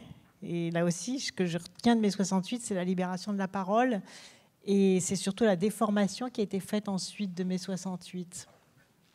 Et d'ailleurs, même pendant la campagne présidentielle, je ne sais pas si vous vous souvenez, en 2007, j'avais vu un échange sur mai 68 avec Nicolas Sarkozy. Moi, je défendais les valeurs de mai 68. Et lui, il avait dit non, mais c'est l'ordre, etc. Et les gens qui n'avaient pas forcément ce souvenir de ce que mai 68 a apporté, énormément, apporté en termes de libération de la parole. Alors, il y a eu les excès, comme dans tous les mouvements de ce type. Mais en tout cas, ça a été un moment de l'histoire de France qui a quand même projeté la jeunesse dans autre chose, dans la revendication de l'autonomie, dans la revendication des échanges intellectuels, dans le... Voilà, et souvent, effectivement, les images qu'il en reste, c'est les images échauffourées dans la rue, etc. Alors qu'il y a eu plein d'autres choses formidables qui se sont passées en mai 68. Donc vous êtes sur les barricades? Donc je suis sur les barricades. Ok. Vous arrivez en avance à un énième sommet environnemental. Il n'y a personne dans la salle et vous devez tuer le temps, alors vous lisez l'humanité, parce qu'à un moment, il faut bien revenir à ses racines. La croix, parce que le consensus mou, c'est parfois bien agréable pour quelques heures, quelques mois, voire quelques années. Valeurs actuelles, allez, assumons, la gauche est devenue de droite. J'ai choisi la croix. Consensus mou, non? D'abord parce que c'est un climat passé aux actes. Non, mais ça, c'est juste pour l'illustration, c'est du bien général sur l'esprit du journal. Ah bah vous l'avez bien choisi, en tout cas. Bon, merci. Ça me permet de choisir la croix, qui est d'ailleurs un excellent journal que je lis régulièrement. Ouais. Il y a des débats philosophiques vraiment de très haute tenue. Et ils ont beaucoup accompagné la question climatique, et notamment la parole donnée aux peuples autochtones. Là, il y a l'humanité, il y a un nouveau combat commence, c'est pas mal aussi, non? Non, la croix, ça me va. Okay. Le climat passé aux actes. Vous êtes socialiste depuis de nombreuses années désormais. Ce soir, il va falloir choisir. Quelle est votre personnalité de gauche préférée parmi Jean Jaurès, le père fondateur, le souffle et l'esprit du socialisme, Pierre Mendès France, la gauche à l'épreuve du pouvoir, l'exigence morale, le PS avant l'heure, Fidel Castro, parce qu'après tout, il est, je cite, un monument d'histoire et le symbole d'une amitié très profonde entre la France et Cuba. Jean Jaurès, mais ça ne vous étonnera pas. Je vous recommanderais d'ailleurs de lire cette très belle lettre à la jeunesse. Et Jean Jaurès, qui a écrit cette merveilleuse formule, là, nous allons rallumer les étoiles, rallumer toutes les étoiles. Et un jour, d'ailleurs, dans un congrès socialiste, j'ai cité cette phrase, il devait y avoir un certain nombre d'ignards dans la salle, alors. Parce que j'étais sifflée, parce qu'on disait, non, mais vous voyez, comme ce que vous disiez tout à l'heure, là, j'étais traité un peu d'inspiré. Et en fait, c'était une phrase de Jaurès. Et après, quand les éléphants ont eu fini de siffler, j'aurais dit, mais non, c'est une phrase de Jaurès, il faut rallumer les étoiles. Et cette image magnifique, d'ailleurs, hein, qui veut dire rallumer à la fois les étoiles dans l'esprit, c'est-à-dire la capacité de réflexion, la capacité de l'esprit critique, l'accès des catégories populaires aussi à l'éducation et à la culture. Et donc, et rallumer les étoiles, c'est aussi rallumer l'espoir. Et je pense que dans la force à la fois son talent oratoire, la force de ses combats, c'est quelqu'un qui a porté la gauche, qui a porté le socialisme, Et j'espère qu'un jour, on sera à nouveau à la hauteur des combats qui ont été menés par Jaurès. Donc rien d'autre sur les deux autres? Rien d'autre sur les deux autres personnages? On m'avait dit de choisir. Oui, c'est vrai. Un dimanche de Ségolène Royal, ça ressemble à Netflix and Chill. Vous regardez avec délectation la dernière saison de Baron Noir. La lecture des œuvres complètes de René Char, histoire de fournir des tweets de références littéraires bien senties. Ou bien une longue déambulation méditative parmi les manchots et otaries du zoo de Vincennes. Les trois. Non, il faut choisir. Pas le droit, il faut choisir. Non, ouais. Ça dépend de. La météo. Les trois sont très bien choisis, je trouve. Bon, si je fais dans l'écologie, je vais vous dire le parc zoologique. D'ailleurs, je vous conseille. D'ailleurs, voilà, dimanche dernier. Les babouins se sont évadés. Il y a les singes, vous avez vu, qui se sont échappés. Donc, il fallait éviter. Mais j'ai vu l'exposition passionnante que je vous conseille aussi, qui est l'exposition Pasteur au musée de la Découverte. On apprend énormément de choses sur le génie scientifique de la France. En même temps, des choses qui sont dans la prolongation de la vie quotidienne aujourd'hui. Tout à fait passionnant. La Baron Noir, il faudra que je le revoie en différé parce que j'ai pas Canal+, figurez-vous. Oh, il n'y a pas besoin de Canal+. Voilà. Terrain glissant. Troisième partie et dernière partie de notre débat. Char est aussi, René Char aussi. Une bonne base, oui. Donc le consensus mou à nouveau entre les trois C'est la biodiversité, c'est pas le consensus mou. Troisième question, troisième partie de notre débat, troisième et dernière partie. Alors, vous êtes ambassadrice, vous avez été nommée par un président qui se dit ni de droite ni de gauche, mais vous avez aussi été ministre d'un président qui, lui, se revendiquait bien de gauche. Vous vous êtes toujours affirmée socialiste, vous avez été candidate à de nombreuses reprises pour le Parti socialiste, qui aujourd'hui se trouve en grande difficulté et sort exsangue de ses 5 dernières années de pouvoir. Croyez-vous qu'il existe un véritable espace d'expression pour la gauche, pour votre gauche, entre Emmanuel Macron et Jean-Luc Mélenchon? J'ai pas tellement d'avis sur cette question, en fait. Pas d'avis pour quoi? Pour vous répondre. Parce que là, actuellement, je m'implique pas ni dans la vie du parti, ni dans la reconstitution du PS. Voilà, je pense qu'il faut laisser une nouvelle génération s'en occuper. Donc j'observe, ça m'intéresse toujours, je suis les débats, mais je ne m'implique pas, je ne m'engage pas sur cette reconstruction. Alors, il y a une primaire en ce moment pour devenir premier secrétaire au PS. Les candidatures ont été officialisées samedi dernier. Il y a 4 candidats, 4 hommes, Emmanuel Morel, Stéphane Le Foll, Olivier Faure, Luc Carvounas. Vous avez dit qu'il fallait laisser place à la jeune génération. Martine Aubry, elle, a apporté son soutien à la candidature d'Olivier Faure.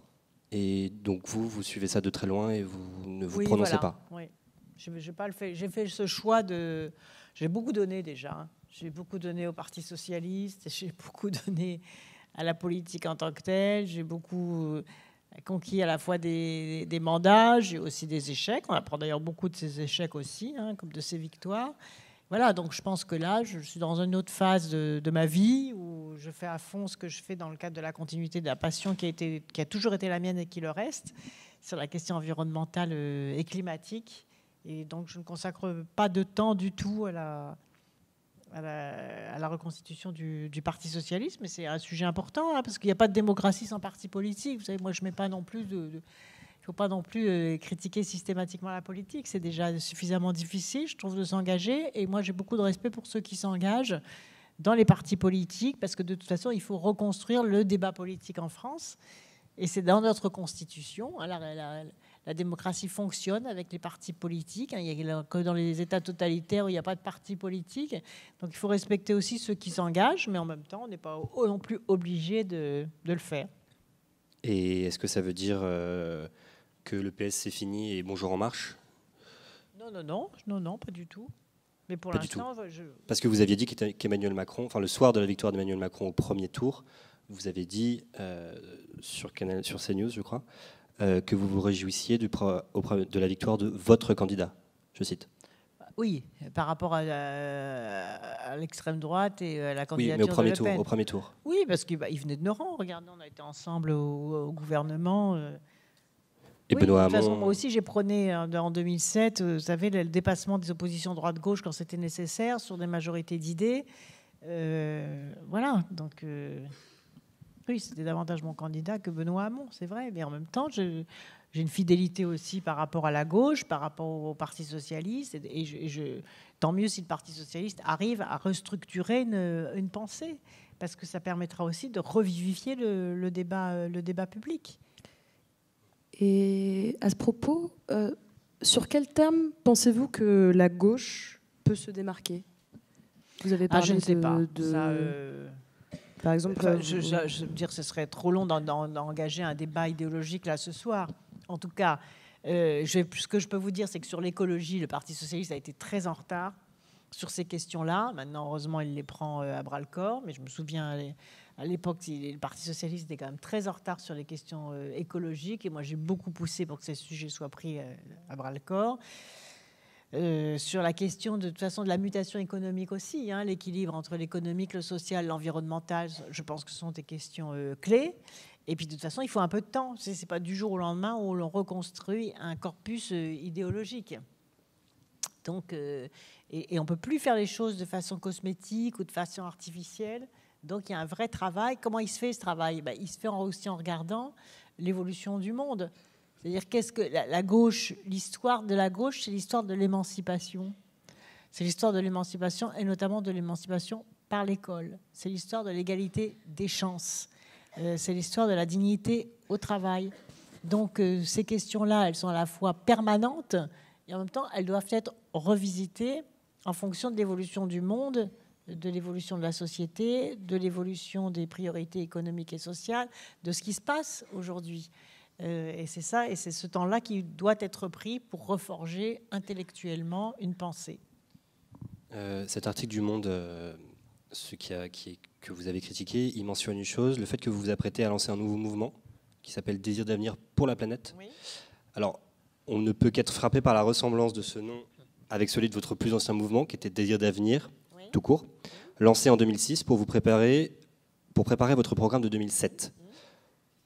Donc, vous lancez un mouvement. Alors, Désir d'avenir existe mouvement. toujours, d'abord. Oui. Je vous invite, vous pouvez aller sur le site, vous pouvez venir adhérer. Il ressemble toujours à ça, le C'est un site. lieu de réflexion. Il n'y a pas de comment dirais-je, de repères politiques. Hein. C'est un lieu de réflexion qui continue. Et Désir d'avenir pour la planète, ce Désir d'avenir va se transformer tout en restant quand même ce lieu de réflexion, ce lieu associatif, va se transformer en fondation pour mener des actions opérationnelles sur l'environnement. C'est pour ça qu'il s'appelle Désir d'avenir pour la planète. Mais c'est vraiment effectivement une volonté de prolongation.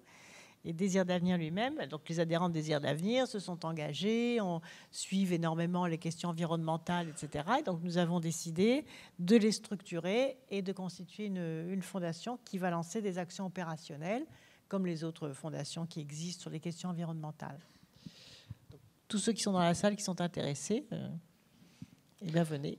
Merci Ségolène Royal. On va passer aux questions du public. Donc vous pouvez préparer vos questions. Je vous rappelle que lorsque vous prenez le micro, vous devez vous lever et vous présenter. Mais avant toute chose, on va passer à la question qui est posée par notre nouveau partenaire La Tribune. C'est une question vidéo, je vous invite à la regarder. Bonsoir Ségolène Royal. D'abord, désolé de ne pas pouvoir être là physiquement au mardi de l'ESSEC. La Tribune est partenaire de cet événement et on m'autorise à vous poser une question. Alors, la question est la suivante. On a beaucoup parlé au forum de Davos la semaine dernière de la responsabilité sociale et environnementale des entreprises. Même le président Macron, dans son discours, a parlé des biens communs, ce qui est inhabituel dans cette enceinte. Je voudrais vous proposer donc de commenter une phrase de Larry Fink, qui est le président du plus grand fonds d'investissement mondial, BlackRock, qui a adressé une lettre à tous les dirigeants d'entreprises dont il est actionnaire et qui dit ceci. Les attentes du grand public à l'égard des entreprises n'ont jamais été aussi grandes qu'aujourd'hui. La société exige que les entreprises, publiques et privées, se mettent au service du bien commun. Pour prospérer au fil du temps, toute entreprise doit non seulement produire des résultats financiers, mais également montrer comment elle apporte une contribution positive à la société. Qu'en pensez-vous ? Est-ce du social washing ou s'agit-il d'un vrai changement de paradigme du capitalisme ? Merci. Merci de votre question. Mais je l'ai entendue, ce n'est pas la peine de la répéter. Oui, c'est une bonne question. Moi, je positive très souvent les choses, tout en étant très clairvoyante quand même sur ce qui se passe. Donc, prenons le point. Disons-nous que si, en effet, les entreprises, un grand investisseur, tient enfin un discours sur la responsabilité sociale et environnementale de l'entreprise, c'est quand même quelque chose qu'il faut noter, qu'il faut souligner, dont il faut se réjouir. Parce que c'est vrai que ce n'est pas du tout évident. Et traditionnellement, le discours est beaucoup plus, comment dirais-je, financièrement radical, dirons-nous. Donc c'est une bonne chose. En même temps, l'expérience me porte à laisser penser qu'il faut être vigilant.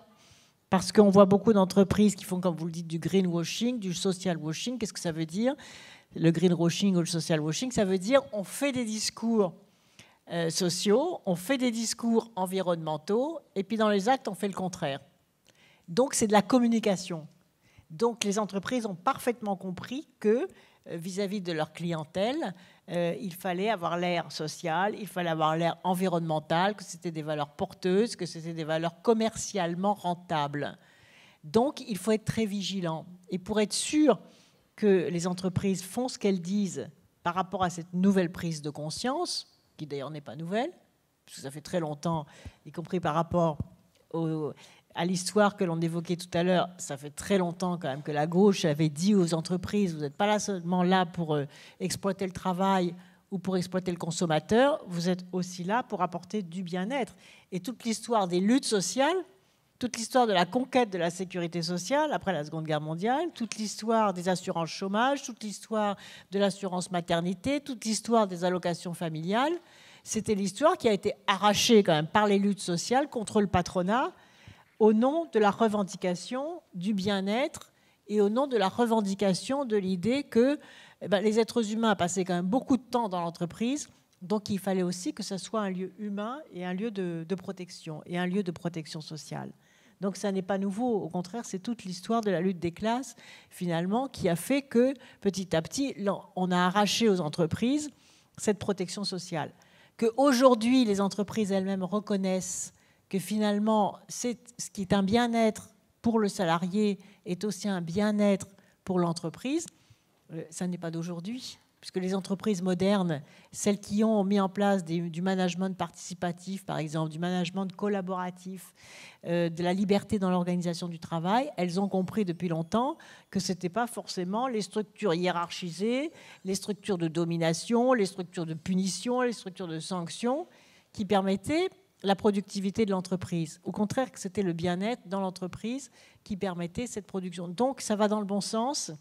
Ça doit aussi dépasser le strict cadre de l'entreprise. Ce qui est dit là aussi, c'est que l'entreprise est insérée dans un contexte, dans un quartier, dans une ville, dans un territoire, et qu'elle ne peut pas se désintéresser de son rôle et de sa place par rapport à l'écosystème, pour reprendre un mot parfois trop utilisé, l'écosystème local, c'est-à-dire quel est l'entourage de l'entreprise par rapport à sa responsabilité. Et enfin, le bilan écologique, c'est assez récent. Mais comme on l'a vu tout à l'heure, comme je vous l'ai dit, aujourd'hui, il y a la fameuse article 173 qui oblige les entreprises cotées en bourse à faire leur reporting vert, c'est-à-dire à expliquer comment elles contribuent à la question environnementale. Donc ça aussi, c'est assez nouveau. Et je crois que qu'il y a une dynamique positive qui se met en place, sur laquelle, je le répète, il faut malgré tout rester vigilant pour que les entreprises n'utilisent pas seulement les concepts pour faire de la communication, mais vraiment passe à l'action en cohérence avec ces concepts. Merci. Nous allons lancer les questions du public. Nous vous demanderons de vous présenter, de vous lever et de poser une question claire et concise. Il y a un département à l'heure actuelle qui est complètement pillé, assailli par ses richesses.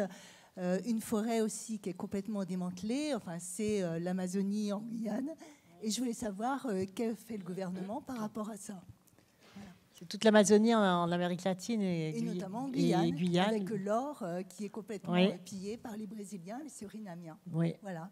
Quelle est la politique de la France par rapport à ça? Qu'est-ce que vous pouvez faire par rapport à ça? C'est l'orpaillage clandestin dont vous parlez, l'exploitation de l'or qui en plus est exploité avec des produits chimiques absolument épouvantables. avec les effets sur la population, des handicaps chez les enfants, de la déforestation, de l'empoisonnement des sols, et avec effectivement des Brésiliens qui passent la frontière. Et qui...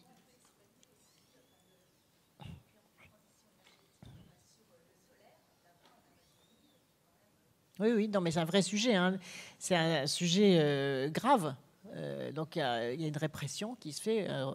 Mais voilà, la masse des trafiquants est de plus en plus importante, et l'organisation de la gendarmerie qui travaille dans des conditions très difficiles en Guyane. Moi, j'ai visité ces lieux d'orpaillage clandestin.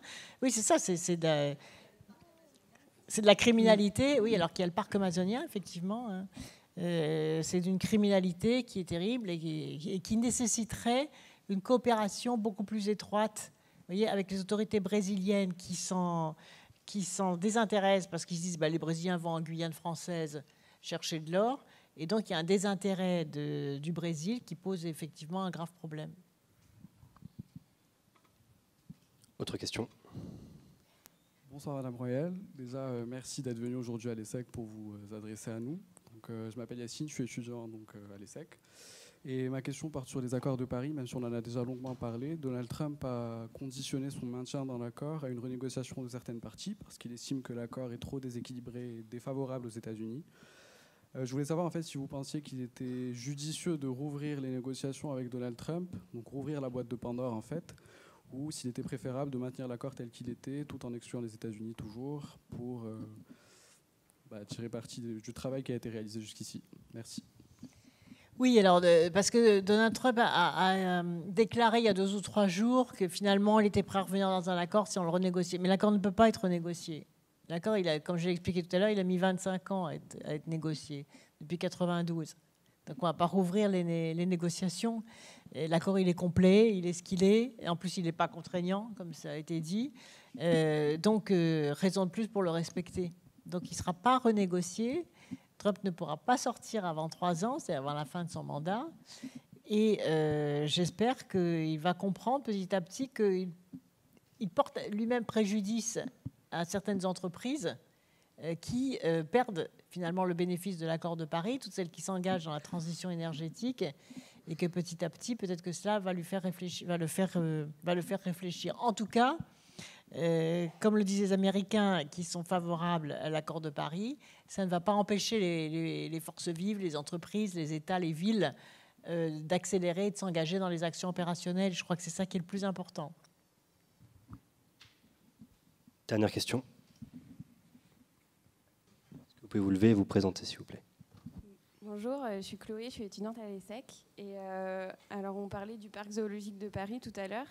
Hier, le Conseil d'État a censuré pour procédure irrégulière l'arrêté que vous avez pris en mai dernier, donc juste avant la fin du quinquennat Hollande, sur l'interdiction de reproduction des cétacés en captivité. Est-ce que vous vous sentez responsable d'avoir fait mal en voulant faire trop vite? Non, pas du tout. Je pense que cette interdiction aurait dû être prononcée depuis longtemps. Il y a beaucoup de pays qui ont déjà interdit les delphinariums, c'est-à-dire les endroits où les dauphins se donnent en spectacle. Alors, c'est vrai que c'est très amusant comme spectacle, les dauphins, mais ce que ne sait pas le public... Moi-même, j'ai emmené mes enfants quand ils étaient petits au delphinarium d'Antibes. Donc, vous voyez, je comprends tout à fait les gens qui aiment voir ce spectacle. Je sais aussi que ce sont des entreprises commerciales. Mais à un moment, je pense qu'il faut avoir le courage d'assumer ses responsabilités. Et quand on découvre qu'il y a du chlore, donc j'interdis le chlore, on me dit non, c'est catastrophique, vous interdisez le chlore. Maintenant, les entreprises disent ça y est, on interdit le chlore, on a trouvé autre chose. Et que quand, après les enquêtes, contrairement à ce que dit le Conseil d'État, j'ai consulté les différentes structures, et c'est à l'issue de cette consultation, en apprenant que, notamment pour la reproduction, les dauphins sont drogués, parce que les dauphins, quand ils sont en pleine mer, ils choisissent d'ailleurs leur partenaire, ce qui est impossible dans un bassin, donc on les drogue pour leur imposer un partenaire de reproduction. Les dauphins sont affamés pour faire leur saut. Vous avez vu, d'ailleurs, on leur donne des poissons une fois qu'ils ont fait leur exhibition, parce qu'on ne leur donne pas à manger avant, pour qu'ils obéissent quand ils sont en train de faire le spectacle. Donc, ici, il y a une question de bien-être animal, il y a une question de maltraitance à animaux. Et quand il y avait le choix entre soit imposer des bassins immenses soit interdire la reproduction. J'ai dit, mais de toute façon, si on autorise les entreprises à faire des investissements considérables qu'elles ne feront pas, c'est pas vrai. Ça coûtait tellement cher de remettre aux normes qu'elles auraient. Je connais parfaitement maintenant comment ça se passe. J'ai suffisamment d'expérience pour savoir que les entreprises, elles prennent l'accord qu'on leur donne et puis après elles négocient des délais. Elles ont dit non, c'est trop cher, non, on ne peut pas faire les investissements, etc. Donc on leur a donné l'autorisation de continuer à faire ces pratiques. Elles auront ensuite négocié 10, 15 ans, 20 ans, 50 ans de délai pour faire les travaux. Donc qu'est-ce qui vaut mieux? Même leur rendre service à elles-mêmes, parce qu'elles n'auront jamais les moyens d'investir pour multiplier la taille de leur bassin par 10, pour respecter au moins un minimum de liberté, pour changer complètement le fonctionnement et l'exhibition de ces dauphins. Et donc, non, je suis très contente d'avoir mis ce coup d'arrêt. D'ailleurs, toutes les associations ont protesté sur la décision du Conseil d'État, qui d'ailleurs ne s'oppose pas, le Conseil d'État. Il dit simplement que j'aurais dû reconsulter.